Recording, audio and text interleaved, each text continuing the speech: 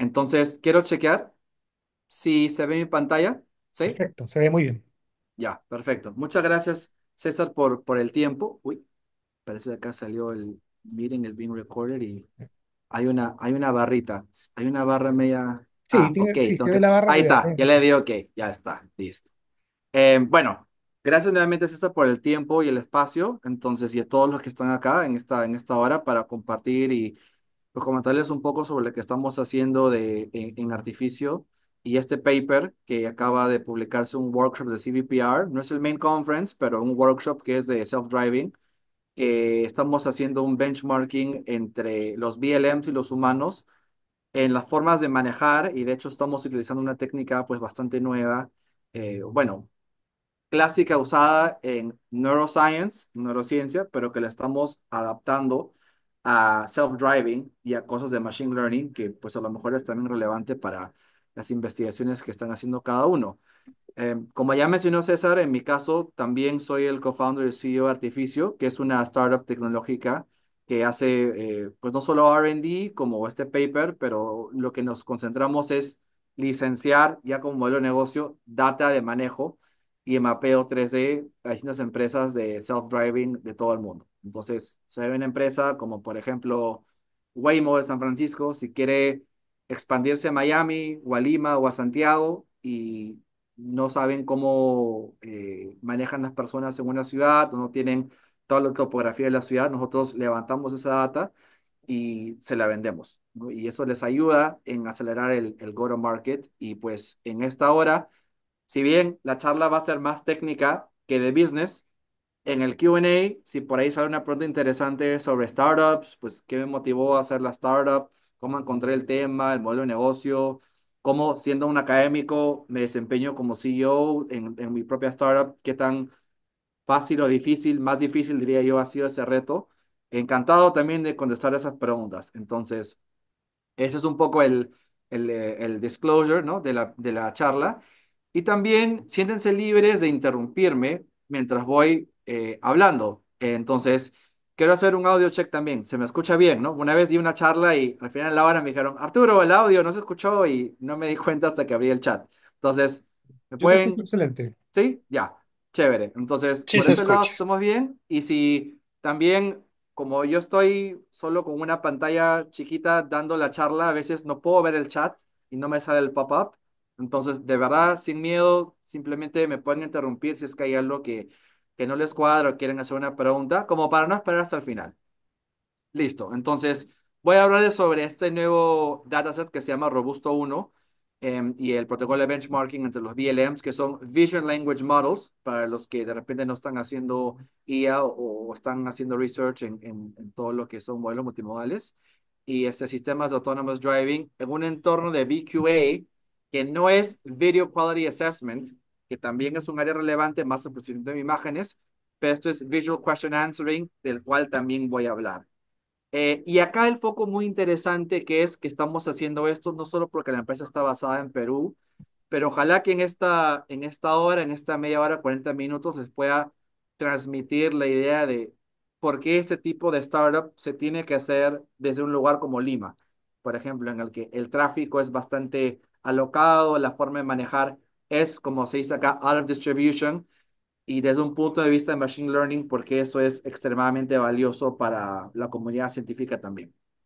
Entonces, ya empezando con la charla, eh, ¿dónde estaban los self-driving cars? ¿No? O sea, where were they? Y las diapositivas van a estar en inglés, pero voy a estar en la charla en español.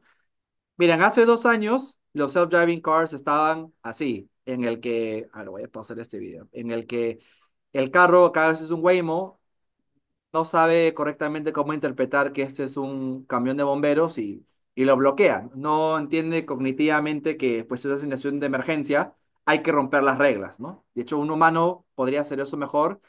El Waymo como que le ha seguido pase, no hay que culparlo del 100, pero de repente pudo haber sido mucho más agresivo y pudo haberse movido de una forma mucho más rápida, ¿no? Por otro lado, esta es una empresa que se llama Cruise. Dato muy curioso, Cruise ha cerrado, no sé si la palabra es quebrado, porque todavía tenían dinero en el banco, pero esta era una empresa que en San Francisco tenía más de 1.3 billones de dólares en funding. O sea, eso es 1.300 millones de dólares en funding y que aún así, para que vean la complejidad del problema, tuvieron un accidente, de hecho fatal, tuvieron que reemplazar el CEO y los carros no funcionaban tan bien. Cerraron operaciones, me parece que el año pasado, hace unos 6 meses, eh, y más allá de la broma o la realidad, más que nada, unos activistas en San Francisco lo que hacían eran poner estos conos de hazard, ¿no? Los ponían sobre el carro como para confundirlos porque no solo el problema de self-driving es un problema tecnológico, pero también hasta a veces cultural. A veces una ciudad tan innovadora como San Francisco no le gustaba hace 2 años de que entre en una tecnología como la de self-driving. Esta escena también es muy graciosa. Acá el policía le dice, ¿no? Al carro documentos y el self-driving se fue, ¿no? Uno cree solo pasa en Latinoamérica, pero pasa en el primer mundo también.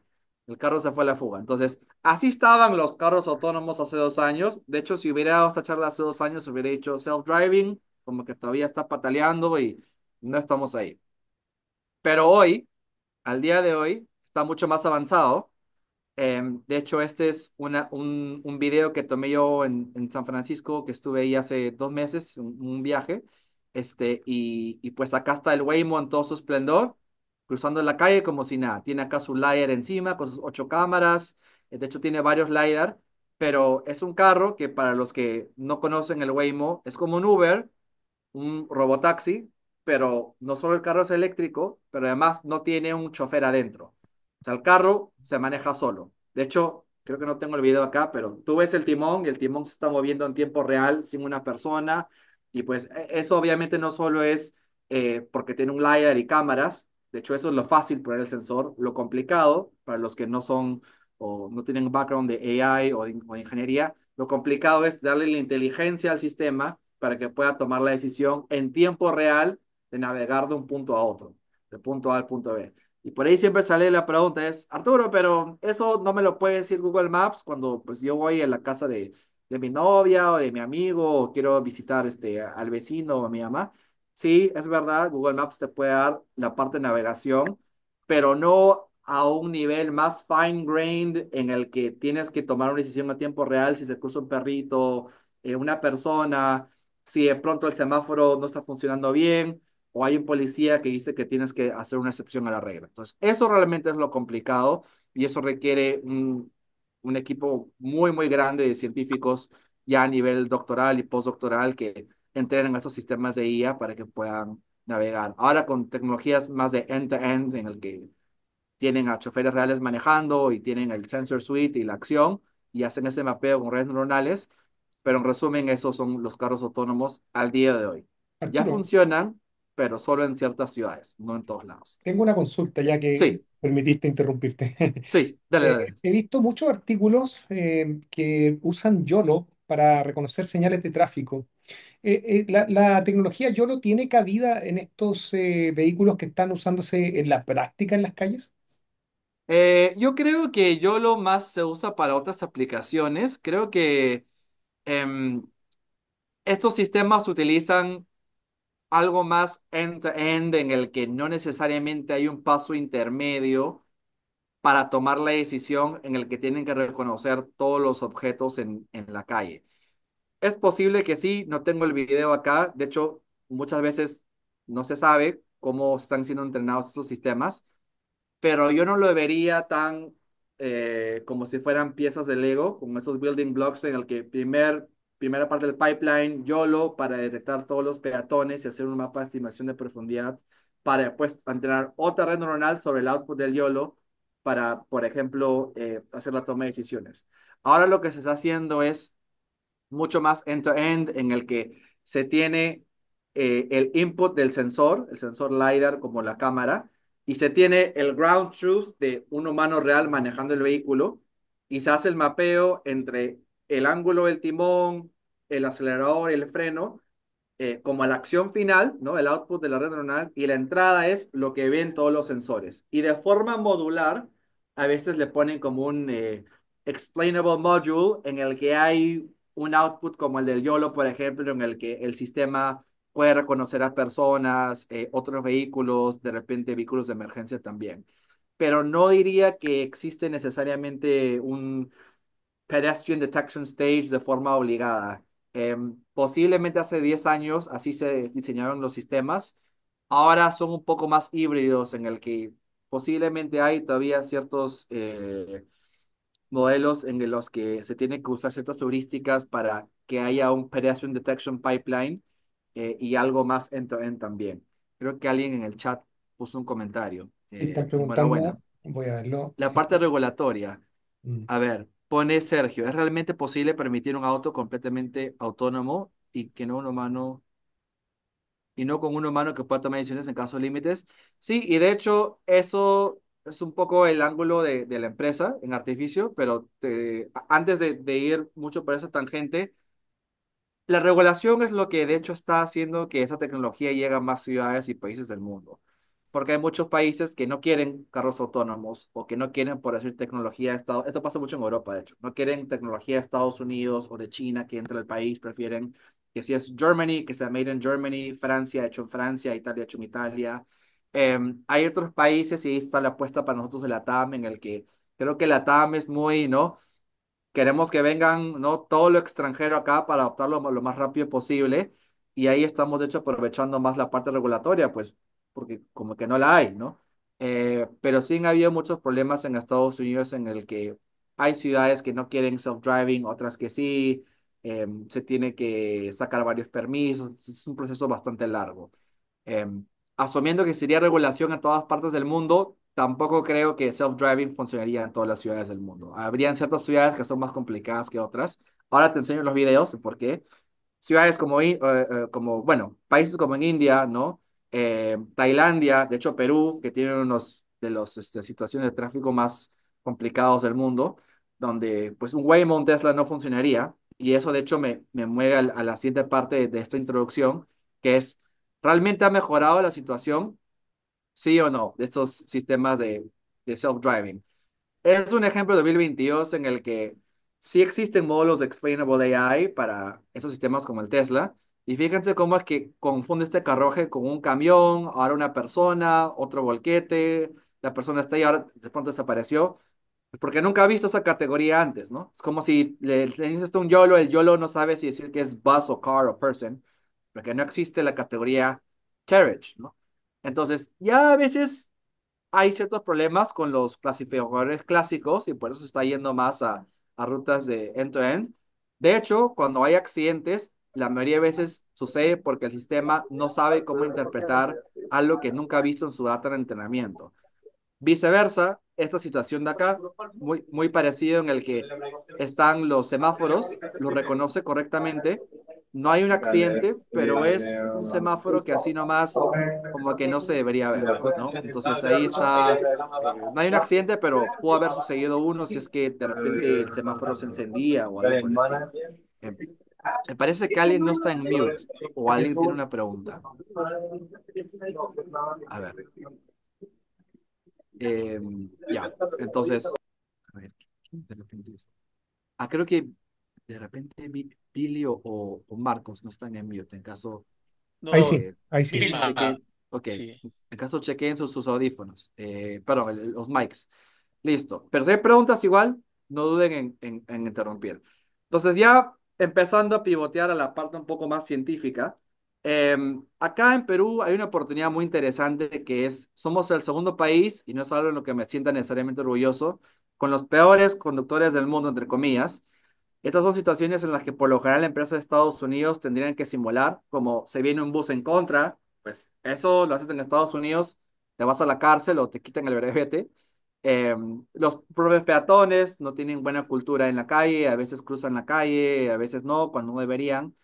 Este carro también, fíjense cómo está en reversa, cuando no debería estar en reversa, pudiendo ocasionar un accidente. Y no solo hay ese tipo de imprudencia temeraria, pero los propios clasificadores entrenados con data de Estados Unidos en lugares como Perú no generalizan bien. Entonces, otro ejemplo, esto más en provincia, no en Lima, esto es Cusco, me parece. Creen que esto es un tren, creen que esta reja es un tren, claramente no lo es. Puedes entender por qué se ha confundido por la geometría elongada del lugar. Y este es otro ejemplo muy interesante, truck, camión, ¿no? Pues esto obviamente no es un camión, pero de repente puedes entender por qué se ha confundido, porque la geometría del cuadrado podría haber sido un camión. Entonces, Latam y de hecho distintas regiones de Latam tienen esta oportunidad de que Perú, por ejemplo, tiene ataques muy fuera de distribución que podría utilizar para entrenar sus sistemas de IA para cubrir los puntos ciegos o alternativamente testearlos también. Y de hecho no solo la TAM tiene este problema. Esta diapositiva siempre cuando le enseño a científicos en Estados Unidos se ríen un poco porque me dicen, Arturo, pero ese es, se ríen, ¿no? Perú, no, todavía no, la TAM no está a nivel de Estados Unidos, o por decir así, ¿no? Todavía es la conducta más agresiva, en Estados Unidos no hay errores así, ¿no? Pero fíjense en la calle en Boston, también un viaje por ahí encontré esa señal del pedestrian al revés, ¿no? A ver, nosotros como humanos entendemos que se ha malogrado la señalización. Sería interesante preguntarle a un carro autónomo qué vería acá, ¿no? Si de repente entiende que este es un pedestrian sign upside down, si lo identifica como pedestrian sign o no, de repente se confunde. Y este es otro ejemplo también, y ya para hacerlo un poco más participativo, ¿alguien ha visto esta señalización? No sé de hecho si hay en Santiago o en Chile, no he visto esto en Perú, pero ¿alguien sabe qué tipo de señalización es esta? Que es una barra vertical blanca. No sé si alguien la ha visto antes y quiere de repente adivinar ¿A los qué quiere buses? decir. ¿Tranvía? ¿Buses? ¿No? La tranvía es una posibilidad. Vía exclusiva, no sé. Vía exclusiva. ¿Algún otra adivinanza de repente? Bicicleta o scooters. Bicicleta scooter también puede ser. Y de hecho, la mayoría de personas, por lo general, cuando se hace este tipo de poll, convergen a respuestas muy parecidas. De hecho, esto es darle pase a transporte público como buses para que avance en el carril o no. Y cuando la señalización de pronto gira a una barra horizontal, quiere decir que el bus no puede pasar. Entonces, como porque ese carril está solamente, me parece, para buses o transporte público. Eh, y bueno, o sea, ¿qué haría el carro autónomo si no ha visto eso en su data de entrenamiento? Pregunta muy interesante. No sé, pero como dirían los memes, vamos a averiguarlo, lo averiguaremos. Y muchas empresas también se están expandiendo globalmente.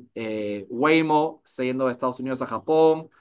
Nuevamente volviendo a la pregunta de regulación, ¿no? China se está expandiendo de China a Dubái, en United Arab Emirates, y Wave, que es un gran player en el Reino Unido, se está expandiendo a Estados Unidos. Entonces ya hay una competencia multicultural, multinacional, de quién llega a ciertas ciudades, incluso fuera de su home base, de una forma más rápida.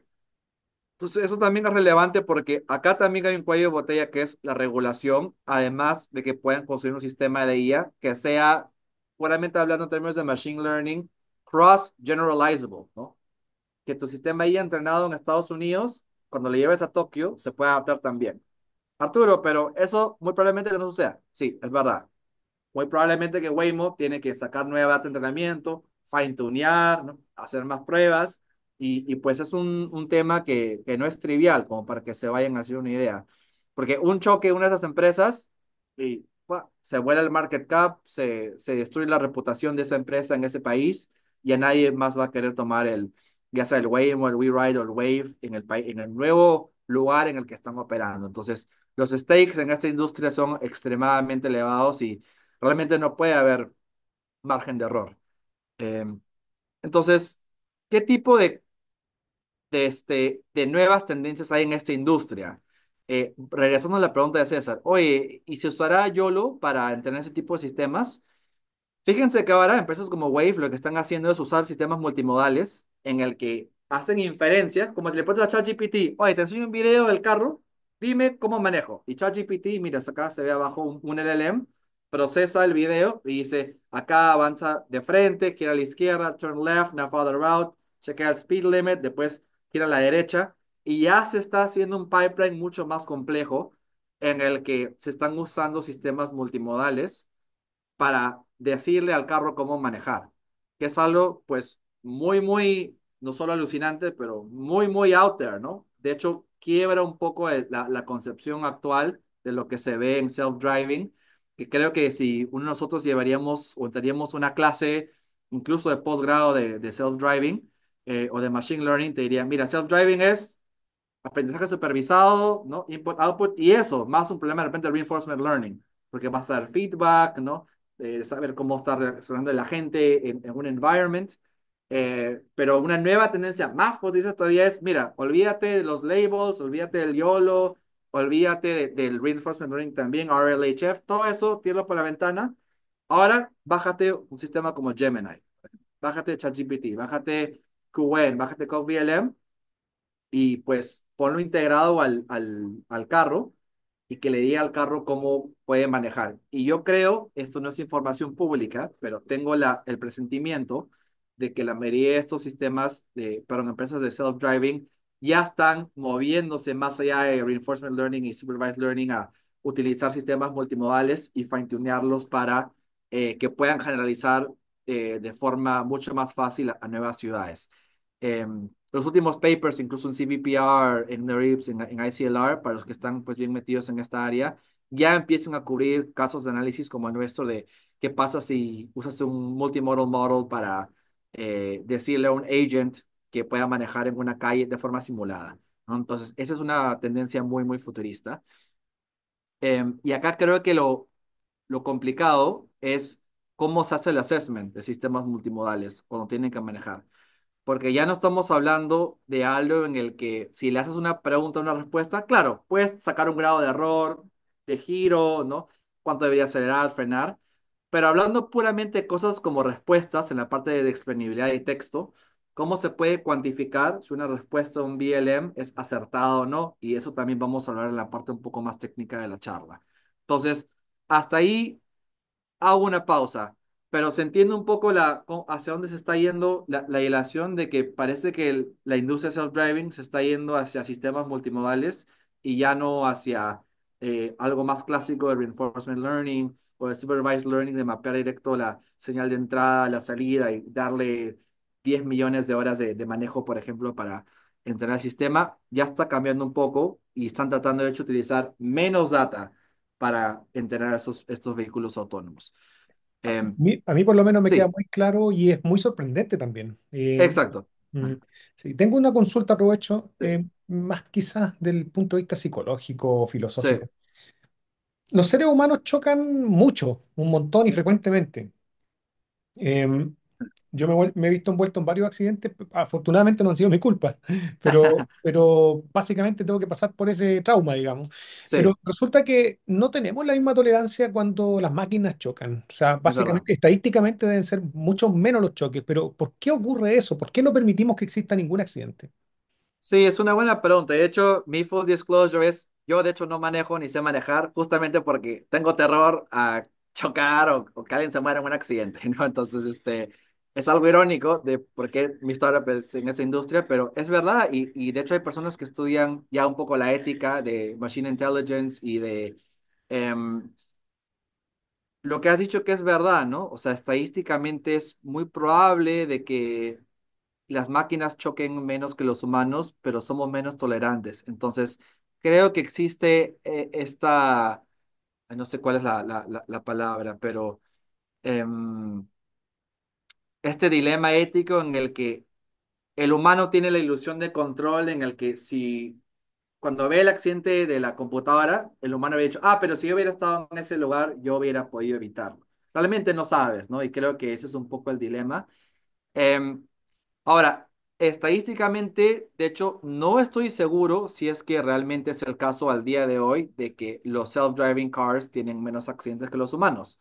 Me parece que todavía no están ahí, asumiendo que hayan humanos que pues no manejen under the influence, ¿no? Y que siempre estén lúcidos.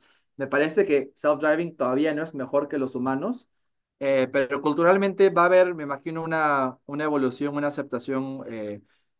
Gradual. Y creo que eso también pues va más allá del scope de esta charla, pero muy interesante pensar en eso, ¿no? Y sobre todo creo que esta cultura de repente de sentir que no les gusta a los humanos cuando manejen de forma coexistente con otros pues, robotaxis, de repente van a sentir que estorban, de repente va a haber también hay investigaciones que dicen, evalúan la simbiosis de, supongamos que, por decir, ¿qué pasaría que a cada 20 años en una ciudad como Santiago, que el 80% de los vehículos sean robotaxis? ¿Influenciará eso en mejorar la conducta de manejo de los humanos?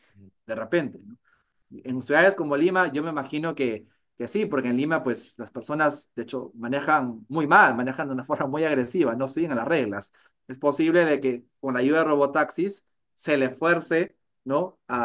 Culturalmente al que maneja y al peatón a respetar más las reglas, porque ya saben de que existe una entidad, pues, no biológica que ahora está, que puede tomar decisiones sin querer de vida o muerte, ¿no? Entonces, sí, es una pregunta muy compleja, no creo que tenga una respuesta, pero hay muchas aristas ahí sobre la cual se puede pensar. Sí, sí, claro. Eh, Mira, Diego aprovecha y eh, pregunta algo bien sí, interesante. Dice, ¿qué costo implica implementar modelos multimodales en self-driving?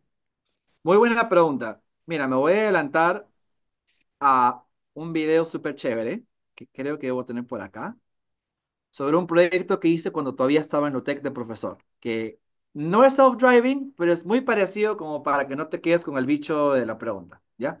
Entonces, los chicos al final de la clase les dimos unos Turtle Bots que van a ver, tienen LiDAR, tienen cámaras. Yo les dije, prohibido Reinforcement Learning, o bueno, hagan si quieren, ¿no?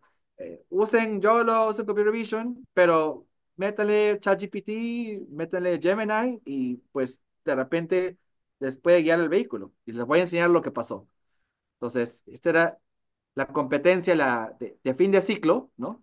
Es un circuito, de hecho, un poco más grande. Acá solo se ve el 20% del circuito, es como un circuito de Fórmula Uno.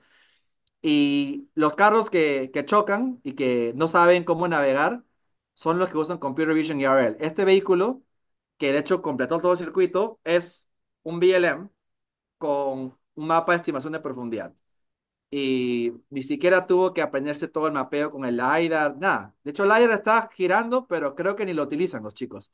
Es algo muy interesante. Obviamente no es lo mismo que pues manejar en la calle, ¿no?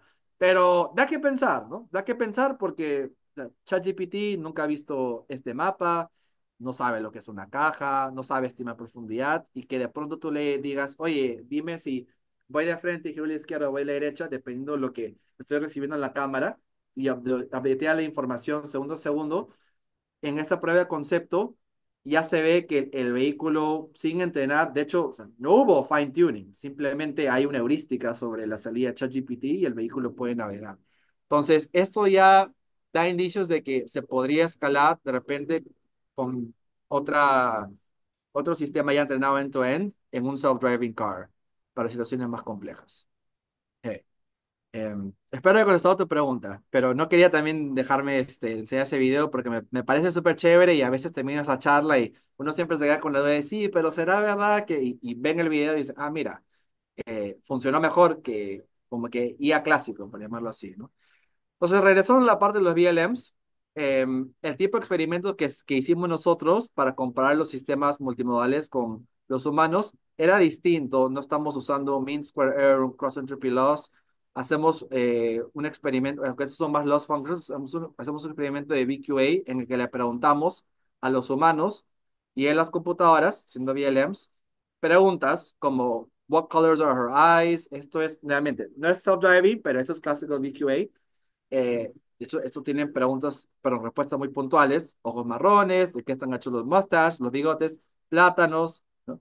How many slices of pizza are there? Objetivamente se pueden contar, creo que son 7. ¿Es una pizza vegetariana? No.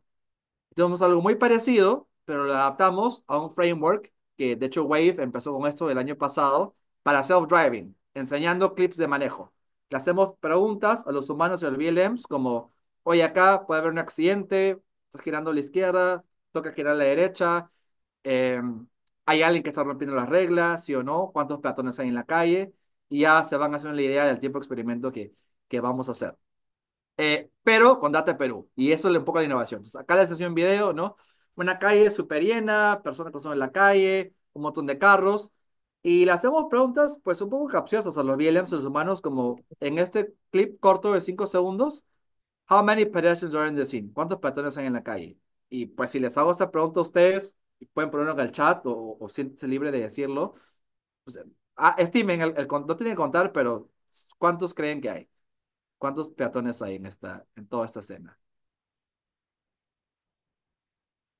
O sea, ¿son 5, son 3, son 20, son 50? Difícil determinarlo. Pero claro, alguien, if you have to put a number, ¿no? Así le dijimos a los Willems de los humanos, ¿qué número le pondrían? No sé, de repente en el chat por ahí. 30, 50, 15. Entonces, no es 37, claro. No es tan obvio, ¿no? No es tan obvio. Hay mucha disparidad. Creo que por lo general todos están inclinando que pues es más de 20. Pero lo que quiero llegar es que esto no es trivial, ¿no? Es una escena muy, muy congestionada. Por lo general los participantes veían este video solo una vez y era bien complicado hacer este conteo. Lo mismo el BLM. Y también hace la pregunta de, ¿es esta situación peligrosa, hazardous for the driver? Nuevamente, les hago la pregunta a ustedes. Yes, no. Esta situación, si tú estarías manejando, ¿crees que es una situación peligrosa? ¿Sí o no? Y ahí pueden poner en el chat. O sea, literal, yes, no, ¿no? Yes, no, sí o no. Sí, sí. ¿Alguien discrepa? ¿Alguien dice no? De repente, como el conductor, no como el peatón. Em, a veces acá hay más convergencia, ¿no?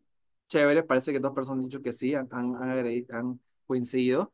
La velocidad de procesamiento, ¿cuál es? Y la arquitectura, sí, se implementa, de hecho, todo se hace offline.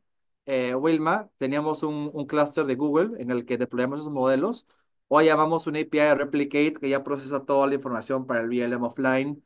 No estamos constrained por el tiempo de respuesta para este estudio. Em, Exacto. Entonces acá va cambiando pero curiosamente, en esa segunda pregunta parece que todos han dicho que sí, han coincidido. Y esta pregunta que es un poco más abierta, ¿no? What could have happened in the scene for an accident to occur?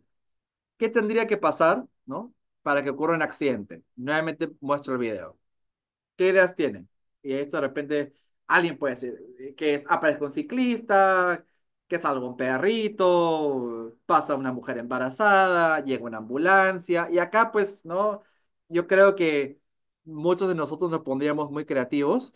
Lo que quiero llegar es de que me pregunto, ¿ustedes creen que los BLMs, si les hiciera la última pregunta, responderían muy parecido o muy distinto? Si yo le pregunto a ChatGPT, a Gemini, a QWen, a QBLM, al de Mistral, por ejemplo, les pregunto, ¿qué tendría que pasar para que ocurra un accidente? ¿Qué creen ustedes? ¿El que todos darían una respuesta muy parecida o una respuesta muy distinta?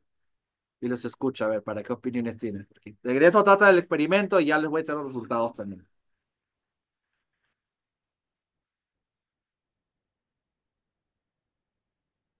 Parecido, similar, ya. Para los que han dicho parecido, similar, ¿por qué creen que siendo sistemas de IA distintas, de empresas distintas, de países distintos, contestarían parecido? Y no digo que esté mal la respuesta, pero quiero entender un poco la lógica de razonamientos. ¿Por qué creen que convergerían? Ok, datos de entrenamientos similares, ok. Ahí igual me atrevería a decir que seguramente el modelo de Google y el de OpenAI son distintos, igual que el de Mistral y el de QWen y el de QVLM. Pero sí, vale, muy probablemente todos han sido entrenados con la misma base de datos de Internet.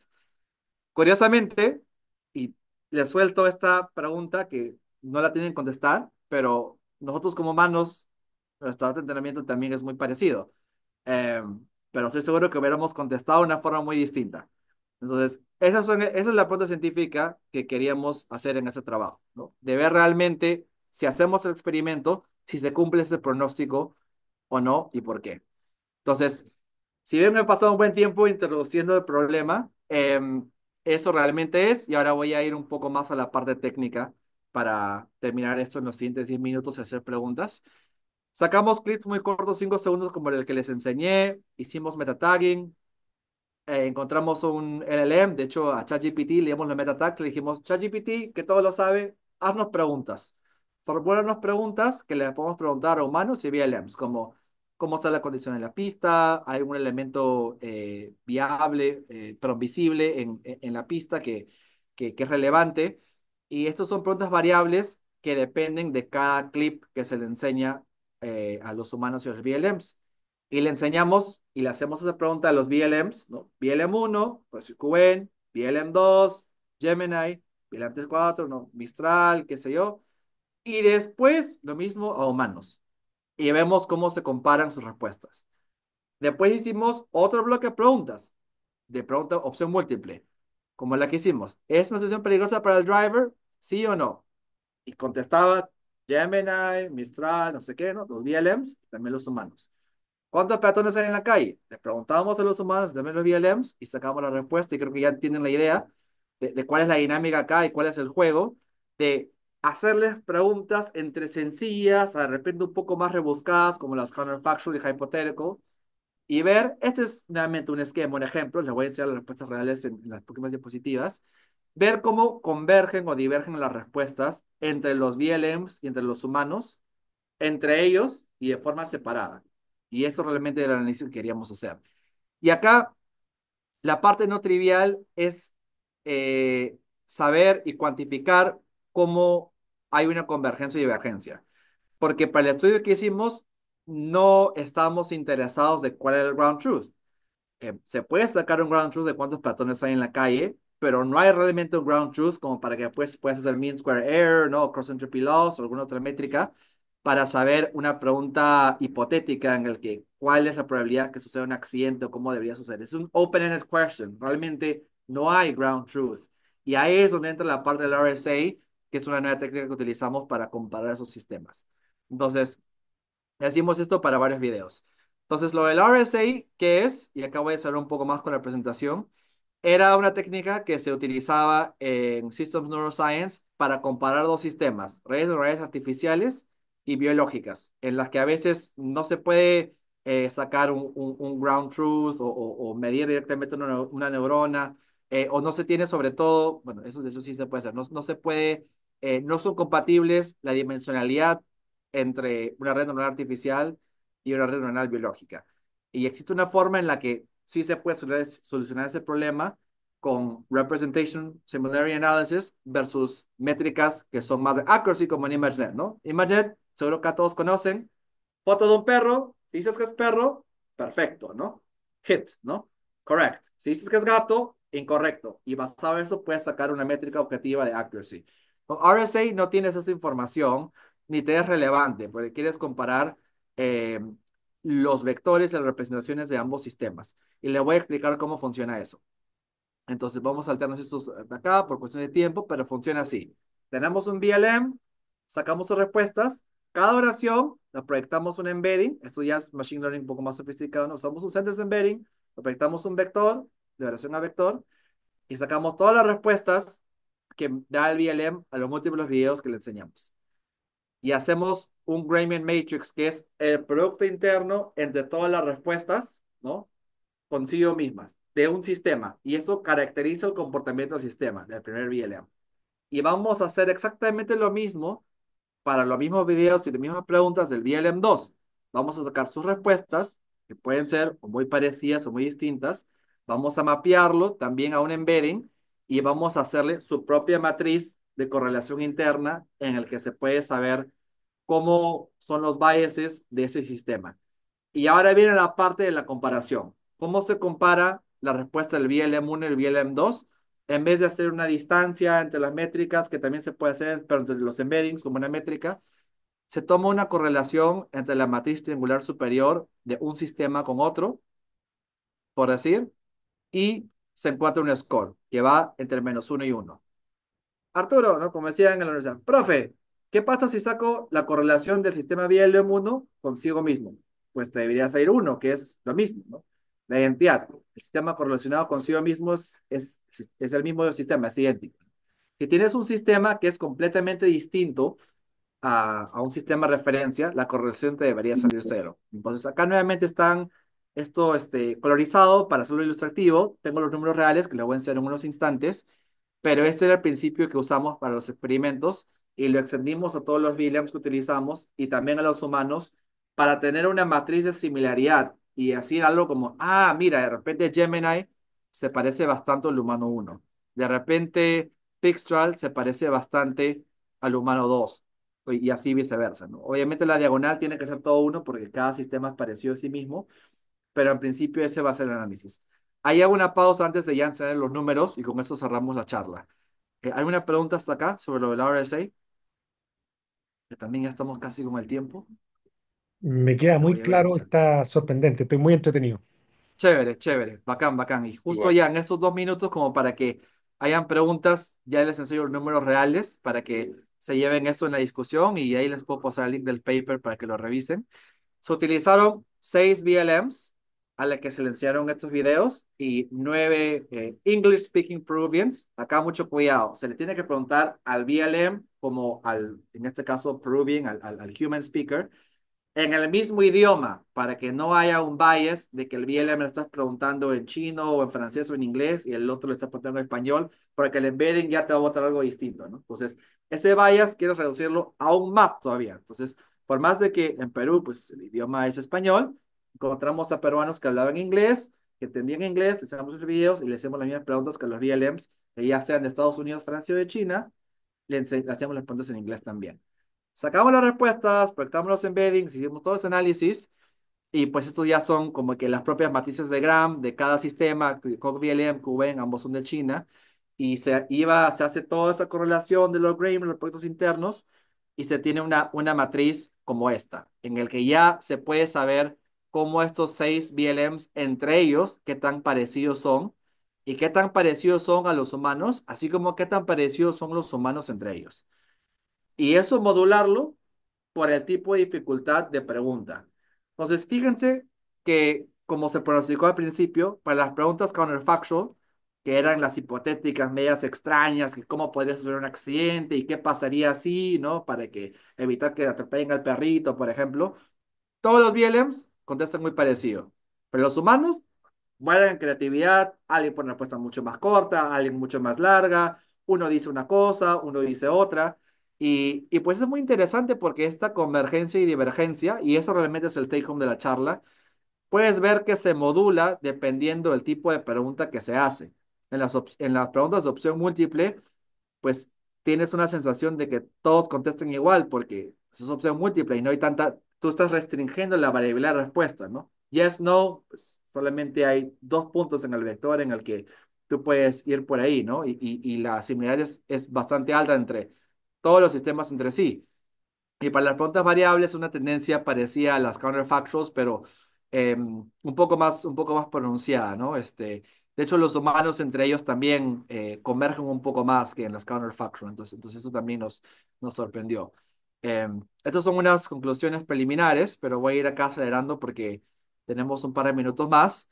Pero en resumen, analizamos todos los embeddings, le enseñamos esto a los VLMs de los humanos, pudimos de una forma mucho más metódica saber por qué ocurren esas diferencias, ¿no? Si la pregunta es free recall como texto abierto, si es opción múltiple. Eh, Hicimos otro análisis también mucho más preciso en el que proyectamos los embeddings y encontramos la distancia, el punto medio de cada embedding modulado por cada video para entender nuevamente, dependiendo de la complejidad de pregunta, cómo varía la respuesta y cómo como que se clusterizan las respuestas, por decir, entre los VLMs y los humanos. Y ya se ve nuevamente divergencias dependiendo de la complejidad de la pregunta o no. Y eso consistió el paper, pues hay más detalles ahí que de repente en el Q&A lo podemos ver, pero ese es un resumen, ¿no? Y para ir terminando, pues acá un poco la conclusión preliminar es que los humans y los VLMs están biased, o sea, convergen o divergen de una forma distinta dependiendo de la pregunta que se hace, ¿no? Entonces, uno podría de forma muy errada decir, oye, Arturo, todos los VLMs humanos, todos contestan igual. Sí, pero de repente no fuiste muy creativo con las preguntas. Si esas preguntas muy capciosas, te das cuenta que son muy distintas. Y creo que eso es la carne un poco del paper, ¿no? De que tú quieres realmente encontrar, no solo con videos que son fuera de distribución, pero con preguntas bien capciosas, saber si el VLM y el humano responden de una forma distinta. Ojo, que respondan de forma parecida o distinta no necesariamente implica que el reasoning sea igual. Eso ya es otra pregunta científica un poco más compleja, pero esto sí nos ayuda a ver un poco la parte de explainability, ¿no? Volviendo a la pregunta que César hizo al principio ¿y si hay un accidente, qué pasa? Bueno, puedes preguntarle al VLM why did you take the decision? El BLM te contesta de una forma y ahí ya tú puedes hacer el assessment de, oye, mira, el BLM parece que tomó una decisión errada porque creyó que la mejor ruta era girar a la izquierda cuando debió haber frenado, ¿no? Que antes de ese tipo de estudios de repente no se hubiera tenido tan claro de que eh, la respuesta hubiera sido muy parecida entre el humano y el BLM cuando realmente pueden ser muy distintas. Y eso es, esos son otros plots que por cuestiones de tiempo pues me voy a saltear, pero están ahí en el paper que de repente pues esta charla César lo puedo compartir contigo y con el equipo. Em, y ya para cerrar, quiero enseñarles otras cosas que estamos haciendo más a nivel de empresa, en el que estamos sacando data de Lima, también de Cusco, haciendo benchmarking, no solo de los sistemas multimodales, pero también como que Computer Vision clásico, RetinaNet, Detectron, empezando a ver en qué momento se equivocan, no detectan todos los peatones, o no detectan todos los carros y los buses. Esto es un poco más la visión de la empresa que a futuro estamos empezando en Perú, pero también eventualmente sacar data de Estados Unidos, otras partes del mundo. De hecho, ya tenemos data también de Nueva York. Se viene un siguiente estudio en el que estamos comparando este tipo de VLMs con la data de Lima y de Nueva York, y eso también va a estar súper chévere y lo estamos avanzando ahora en la empresa. Entonces, si por ahí quisieran, alguien quiere colaborar, ya sea para este proyecto uno siguiente con data de Santiago, no tenemos, pero me encantaría también incluir data de otra ciudad de Latinoamérica, pues sería increíble, ¿no? Y que también tengamos a participantes de Chile, que le enseñemos videos de, por ejemplo, de Nueva York, de Miami, de Lima y de Chile, que contesten y que vean cómo cambia el Valles incluso a nivel Latinoamérica. Sería muy interesante y creo que esas son posibilidades de colaboración que estamos buscando. Y bueno, eso es todo. Gracias por su tiempo. Somos cuatro, ¿no? Los cuatro coautores, con Víctor, Donanti y David, que somos los socios fundadores de la empresa, que todos hemos estado apoyando este paper. Acá está nuestra página web, nos pueden escribir. Tenemos un Twitter también. Y pues todo este proyecto no pudo haber sido gracias a desde los inversionistas, los auspiciadores y otras empresas que nos han ayudado con data collection u otro tipo de data e información. Así que gracias nuevamente a ustedes por su tiempo y aquí estoy para el Q&A. Arturo, muchas gracias por tu presentación. La verdad que fue una inyección de energía. Está muy, muy motivador, muy ingenioso todo lo que están desarrollando. Así que ha sido un tremendo aprendizaje. De verdad que te agradezco este espacio. Tenemos algunas preguntas. Bueno, a ver, voy a ver. Hay países, Sergio dice, hay países que usan videos para el examen de conducir, en donde la persona tiene que identificar una situación de peligro. ¿Han pensado en usar ese material? Oh, no sabía. Está muy interesante. Eso Sería bueno, en el Reino Unido. ¿sí? O sea, le enseñan Sí. como un dashcam footage de first person view y tienen que saber identificar si es que No es una sé si era un situación dash, peligrosa o no. no sé si era un dashcam. Pues sí, pero me imagino que es algo así. Sí. Qué interesante. Sí, de hecho creo que ahí la parte de benchmarking sería bueno, ¿no? Tipo, por ejemplo, ¿qué pasa si le enseñas a un BLM? Si le haces al BLM un examen de manejo, ¿cierto? Si Exacto, el BLM exacto. pasa o no. O sea, Mm. ese es un paper, ¿no? Y no es un paper tan difícil de hacer. Lo complicado de ahí solo es hacer la inferencia. Eh, y creo que ahí lo interesante es la pregunta científica, ¿no? O sea, de repente nadie corrió ese experimento y amerita hacerlo. Así como ahora todos están haciendo Alpha Math para que le ganen las Olimpiadas, de no sé si han visto lo que hace DeepMind, no solo para juegos, pero para problemas avanzados de razonamiento matemático. De repente ya se puede hacer benchmarking para exámenes de manejo. Y la otra pregunta que te iba a hacer es que mostraste un video que parece que era de Londres, en el Sí, de puente, Wave. Ajá. del puente. Sí. Entonces, sí, ¿qué pasa si hay diferencia entre el tráfico que maneja por la izquierda y el que maneja por la derecha? Sí, excelente pregunta. La verdad, no sé, pero fíjate que Wave hace poco, justamente por eso, ha decidido expandirse a Tokio, donde Tokio también, esa es Ujú, información pública, Tokio también tiene eso que el timón está al otro lado, como que a la derecha, Ujú, y creo que ujú, también el carril es distinto. Entonces, ujú. ahí, puramente poniéndose como que el gorro de Machine Learning, dices, el cross generalization es pues mucho más sencillo versus si me voy a Latinoamérica de repente. ¿No? Entonces, eso afecta un bias muy sutil de incluso cómo esas empresas deciden a dónde expandirse, ¿no? Interesante. Sí, o en la India. O la, claro, exacto, o India, ¿no? Pero India es más fuera de distribution porque ahí ya la forma de manejo mucho Sí. más agresiva, ¿no? Por más que el Ujú. timón esté de repente en el mismo lado. Claro, ellos manejan por la izquierda también. Exacto, exacto, sí. Ujú. Oye, Fernando nos gracias. pregunta en el chat, dice, ¿qué avances se han logrado hacer para detectar y o evitar accidentes o situaciones de riesgo en tiempo real, como lo son incendios en California o las colisiones múltiples en carreteras? A nivel de self-driving también. Asumo. O, em, no estoy seguro. Lo que sí he visto es, y voy a ver si encuentro el...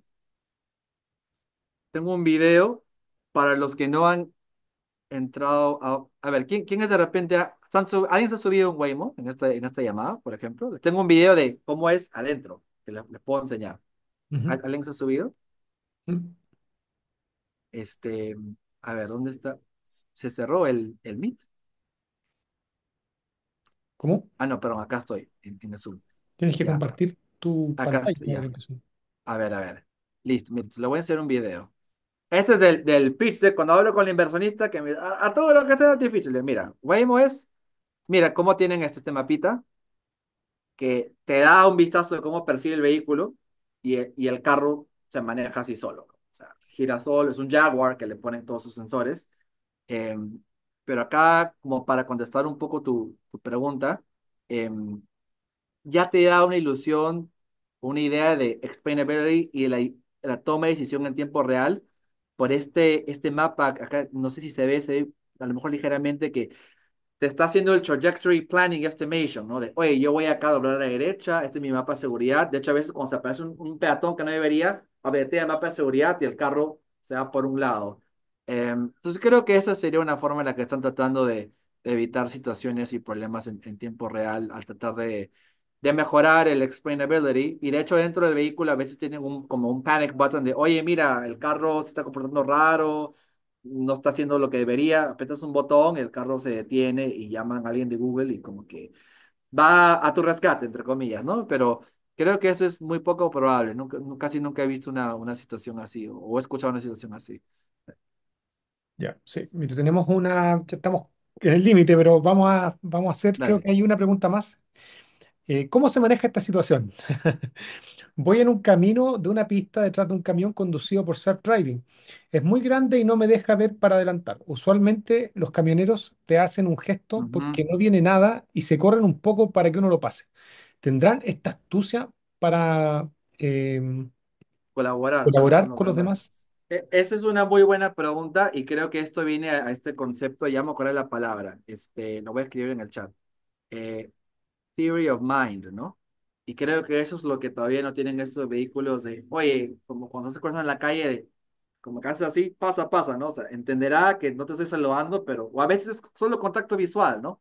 O hacer, sobreparar por un segundo extra. Cuando yo he visto estos vehículos de San Francisco, no tienen eso. De hecho, hay situaciones en las que a veces aparece un policía y dice, para, ¿no? Y por favor, pase, ¿no? Pero el Waymo ve el semáforo y dice, yo tengo que seguir adelante.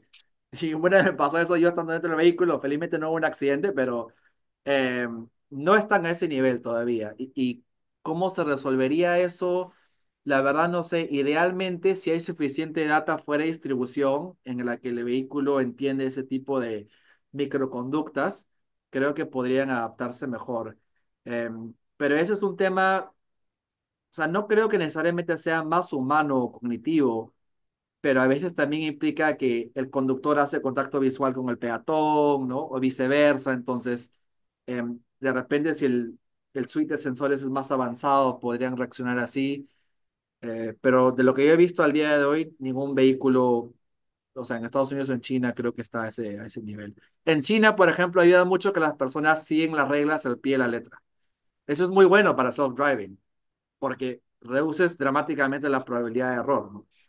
Lugares como Perú, donde pues nadie sigue las reglas ni las quiere seguir, es complicado, ¿no? Pero ahí está una ventaja oculta. Han habido empresas que nos han dicho, Arturo, sácame toda la data de Perú de la gente que maneja como no debería, ¿no? O de situaciones adversas, que lo ven como un adversarial training, propiamente dicho, ¿no? Me estás dando data points para cubrir situaciones en las que no tengo mi training data.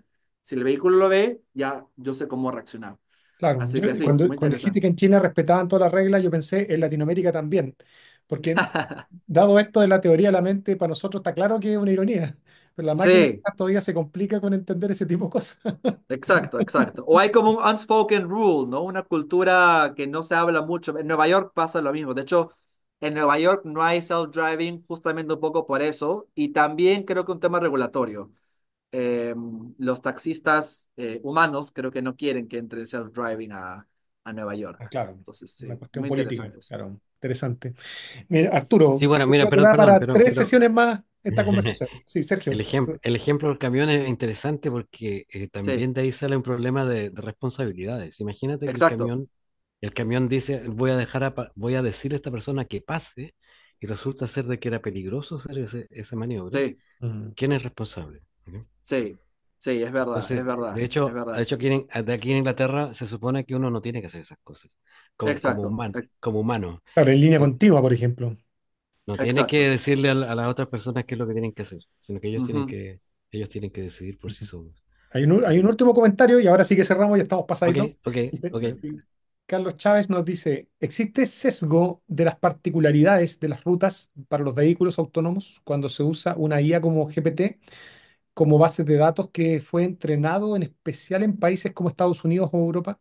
Ah, sí, bueno, eso es lo que justamente estamos queriendo evaluar, ¿no? Creo que nosotros todavía en nuestro análisis, a ver, si bien está el paper ahí publicado y es de un workshop y ayuda un poquito, creo que realmente donde está la carne es el siguiente paso, que es no necesariamente un BQA, pero que tú le digas al GPT system cómo debería manejar, ¿no? O sea, que el GPT system actúe, estime la trayectoria, tome la acción, a lo mejor en un environment simulado. em, pero hacer este bias de sistema USA deployado en la TAM o en China, recién se está empezando a explorar y creo que eso también ha sido un punto a favor en nuestro paper, ¿no? De hecho, la mayoría de reviewers con el paper dijo, oye, data de Perú, pues nadie se lo hubiera ocurrido, ¿no?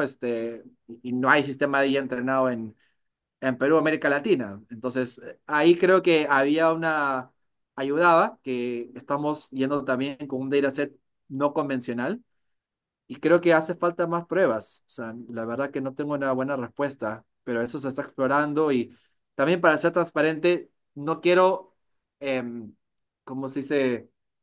Decir como statement que ya sus sistemas como ChatGPT no son sistemas de self-driving. Nadie sabe realmente porque eso es como que trade secret, ¿no? Pero sí están empezando a hacer este tipo de pruebas como lo ha hecho Wave, como lo ha hecho Waymo, posiblemente WeRide también, porque ya no les es escalable entrenar con tanta data para cada ciudad nueva. Entonces tienen que ver la forma de amortizar ese costo. Genial. Arturo, muchas gracias. Billy, también por el contacto. Qué buena charla nos trajiste, Gracias, Billy. Billy. Muchas Gracias, gracias. César. He disfrutado Muy mucho. Veo que la buena, muy audiencia buena charla. también. Muchas preguntas y yo creo que eso es lo interesante. Esa es la labor que nos compete como seres humanos, hacer las preguntas inteligentes. Las máquinas nos están respondiendo muchas preguntas, pero hay que Sí. plantearlas. Sí, sí. Y Y hay mucha estamos haciendo oportunidad ahí preguntas difíciles. también, ¿no? ¿Mm? Y creo que eso es algo para de repente los que están llevando maestría, doctorado, los undergrads, a veces creen que una tesis interesante tiene que ser un trabajo extremadamente complicado. Y sí, pero a veces no tiene que ser tan difícil, pero la pregunta si es interesante, eso ya es la mitad del trabajo y ayuda bastante, ¿no? Entonces, sí. Genial. Muchas gracias, Arturo. Nos pasamos 10 minutos. Le pido disculpas a la audiencia, pero fueron 10 minutos que valían la pena. Gracias. Gracias, César, y gracias a todos. Hasta la Muchas, próxima. muchas gracias. Nos vemos. Que estén muy bien. Chao, Cuídense. gracias, Gracias. gracias. Excelente charla, chao.